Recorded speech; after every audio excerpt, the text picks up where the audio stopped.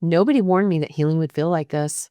I thought healing would make me feel better, but there were days that I honestly wondered if I was making myself feel worse instead of better. And I remember thinking that if healing is supposed to help me, then why does this feel so hard? I now realize that those moments weren't signs that I was failing. They were signs that something much deeper was happening.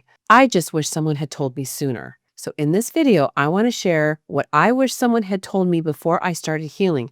Because if you're ever wondering whether you're doing something wrong, I think you're going to see yourself in this conversation.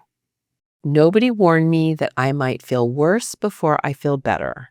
We go into healing expecting relief, but often the first step is actually feeling more. And that can be really confusing when you've spent your entire life stuffing those feelings down. My goal wasn't to feel better, my goal was to feel less. So when healing asked me to do the exact opposite, it felt like everything was getting worse. When you stop running from the discomfort, all that suppressed emotion has nowhere to hide. It floods the surface. I remember the first time that I really let myself sit in the sadness instead of immediately reaching out for my phone or the TV to distract myself. It felt like I was drowning, but it's not a step backwards. It's the dam finally breaking so the water can flow. I had to learn that the pain I was feeling wasn't new. It was just finally being acknowledged. You have to let the water flow before the stream can run clear. You have to let it flow. Nobody warned me I'd grieve the life I could have had. This one was a complete surprise to me. You realize that your past didn't just take your childhood, it took the version of you that could have thrived sooner. It took the years that I spent shrinking, the years that I spent people pleasing, the years I spent just trying to survive. I had to sit with the realization of all those missed opportunities, and I had to sit with the anger of all the what ifs. And one of the things that I did was give myself permission to just be sad about it. I stopped telling myself that I should be over it by now. I stopped telling myself that others had it worse. My grief was my own and it was valid. It's painful to mourn the version of you that could have thrived sooner, but it's a necessary part of letting the real you emerge. Nobody warned me that healing could make some relationships uncomfortable. When you change, the dynamic changes. It's simple, but it's incredibly hard to live through. People who relied on the old you, the one who accommodated them or stayed silent, might not like the new you who sets boundaries. I started saying no to things that I would have previously said yes to just to keep the peace. I started speaking my truth instead of just nodding along. And the silence that I got back, that was hard.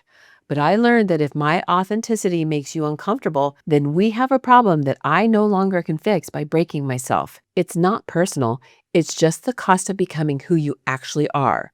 And that cost is worth it. Nobody warned me I'd stop recognizing myself in the mirror.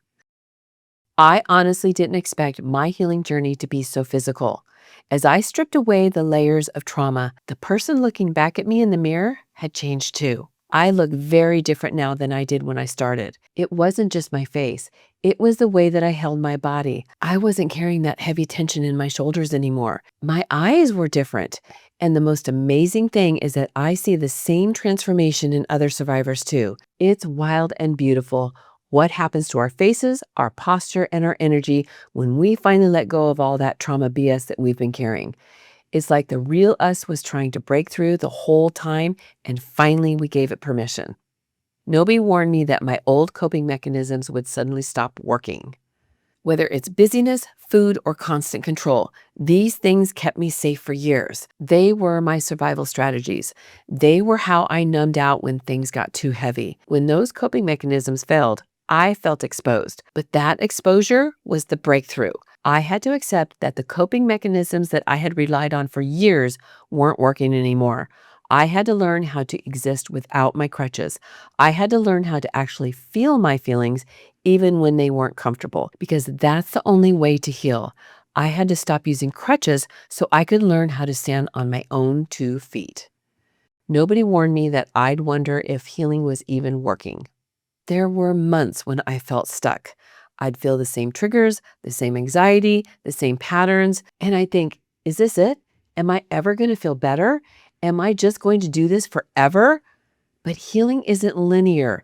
It's not a straight line up. You come back to the same issues, but you're meeting them from a different place now. You have more tools, you have more self compassion. I had to learn that the feeling of being stuck is often just the feeling of gathering strength for the next shift. You don't realize that you're moving forward until you look back and see how far you've come. Nobody warned me that I'd have to meet the real me. This is the most vulnerable and beautiful part. You meet the person that you were before the abuse, before the shame, and before you had to shrink to fit in. I had to get to know myself all over again. I had to learn what I actually liked, what I actually believed, and what I actually wanted, separate from what I was supposed to like, believe, or want. Meeting yourself is the ultimate homecoming. It's not always comfortable. Sometimes you'll find out that you've changed in ways that you didn't expect. You're not fixing a broken person, you're uncovering the real one. Nobody tells you that one day healing stops feeling like something that you're working on. You don't wake up and think that you're healed. You simply notice that you're responding differently. You trust yourself more, you recover faster, you say no without feeling guilty, you rest without needing to earn it. Healing quietly becomes the way that you live your life. I'm curious, which one of these hit home for you today? Drop a comment below and let me know what your experience has been. And if you think this might help someone else who feels like they're just wandering around in the dark, please share it with them. And have a beautiful week, and I'll see you in the next video.